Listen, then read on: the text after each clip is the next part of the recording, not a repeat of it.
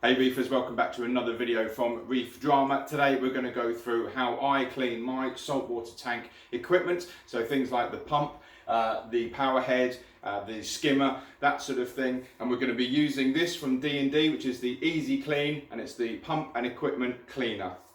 So stay tuned. As you can see at the moment, just in the middle of a water change. So who said men can't multitask? So I'm doing two things at once here. So obviously got to keep an eye on the level of this water dropping down. So if you haven't seen my new easy way of doing a water change, then I'll put a link up in the top corner here so you can go and see it. But it does make it so easy. I can literally just sit back and read a paper.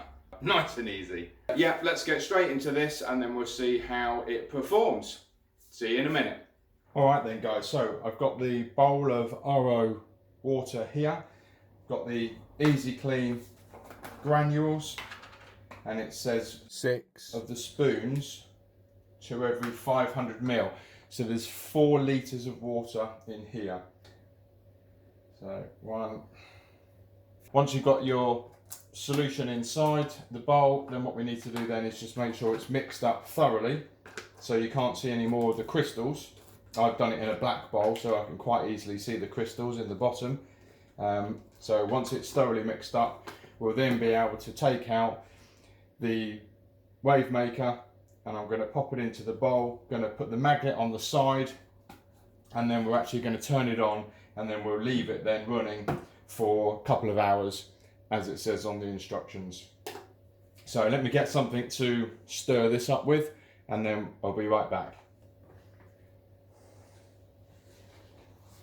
So I'm just going to use one of my cleaning brushes. So in case the wife is watching, no, this is not the one for the kitchen sink. It's mine for the fishy stuff. So we'll give this a good old mix up. Okay, so let me get the power head out.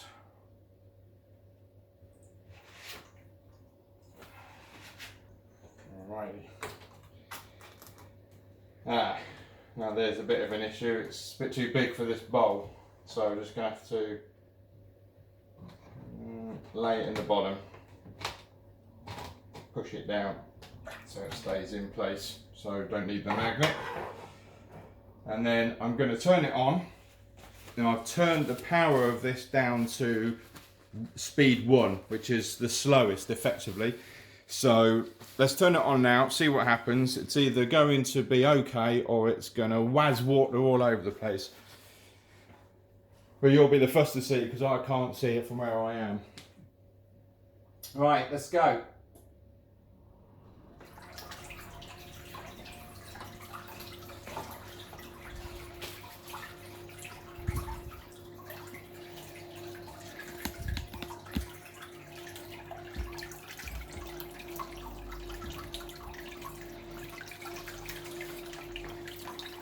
Well, there we have it.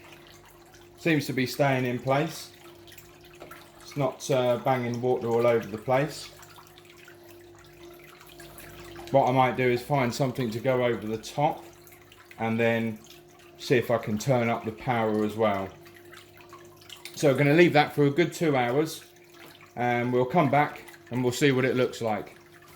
Alright then guys, so this has been soaking now for a good couple of hours. I had it on for probably an hour and maybe just over an hour, and then I've just had it off, just resting in the water now. So I'm just going to give it a bit of a brush over.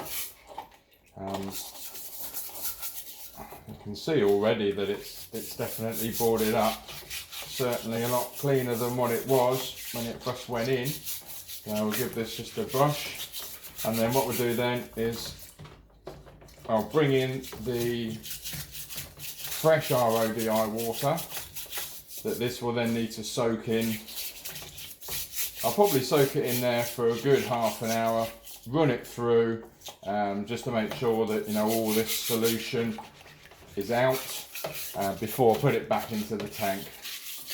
But as you can see, nothing major to it, just giving this a brush over.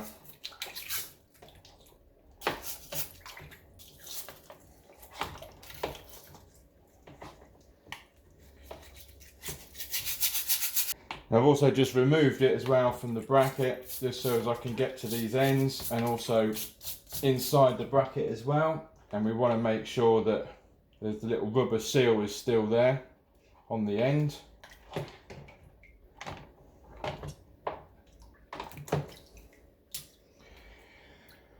Okay, so that's enough scrubbing. Let me move this over and I'll bring in the fresh RODI water. And we'll get it in there and give it a wash through.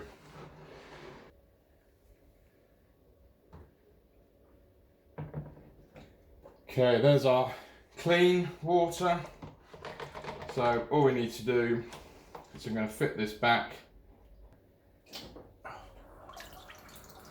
Right, there we go. Oh, look at all that debris in the water there that came off the power head. It really did do a good job. So as I say, we'll leave this one now running for probably a good half an hour. Give it a really good thorough rinse through, and then we'll have another good look at it close up, and then we'll pop it back in the tank. All right then guys, half hour is now up, so let's take off this lid, turn it off, and we'll have a look.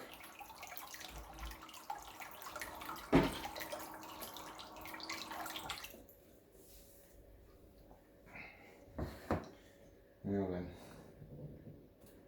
take off this extremely powerful magnet, a bit of a shake. And look at that. I mean, when it first came out, all the debris that was all over it, all the coralline that was all over it, it hadn't been cleaned since the day I bought this one actually. So this one has actually been in the tank for quite a while now. I can't remember how long, but I'll put a little text bar up with how long it has been in there for without cleaning. Normally it's just the pumps that I normally sort of worry about, but this is the first time that I've done this, so hopefully you can see that. I don't really want to drip water all over the place, but nice and clean, basically looking like new. And of course what this will also do for it is it will make it work much more efficiently as well. So let's get this back into the tank. Let's just move you guys up a bit. Move you over. And then we'll just pop this in here.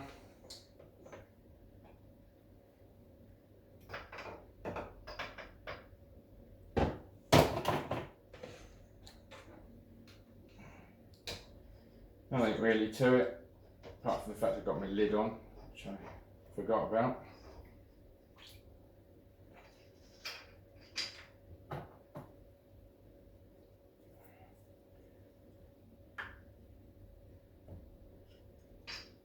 Okay, there we go.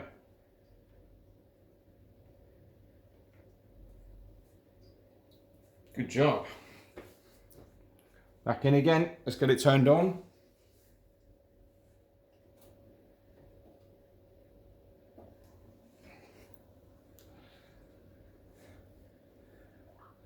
And there we go. Fantastic, lovely and clean. Wow, what a huge improvement that was. That wavemaker had been in there for 1 year and 7 months, and for it to come out looking like it did with all that coralline all over it and the algae and everything else that had built up on that wavemaker, to then go back in looking virtually brand new. Really, really impressed with that. Obviously, don't forget it takes 6 spoons per 500 ml of water that you're putting in. So obviously you want to be savvy. Ideally, maybe take out a heater if you've got 2 heaters, or even if you've got one, a couple of hours ain't really going to make much difference anyway. But maybe take a heater out, put it in the same bucket with the wavemaker. Maybe even get a pump in there as well. You know, if you've got enough space in your bucket to get it all in, then do it all in one hit, you know, and then it doesn't seem so bad. I know other people use vinegar and also citric acid is another good one. I think I'll try citric acid maybe in the future. Maybe I'll do another video on that as well. I have heard that maybe the vinegar can be a little bit harsh on rubber seals and things like that, but you know, if you're using vinegar and you're having good results, terrific. If you're using citric acid and you're having good results, brilliant as well. But put a comment, you know, in the comment section below. Let me know what you're using. Let other people know what you're using, how you're finding that it's performing, you know, and how many things you can kind of do all in the one at the one time. I guess it depends on how big the bucket is as to whether you can get everything in one hit or not. But I'm really impressed with that. That to me is boarded up. I mean, it's basically looking brand spanking new in there. So really impressed. But if you like the video today, then please give it a thumbs up and please consider supporting the channel by subscribing. And if you want to be notified every time I upload, then press the little bell button as well. But that's pretty much it from me today. Really happy with these results, and I'll see you on the next video. Take care. Bye for now. Easy come, easy go.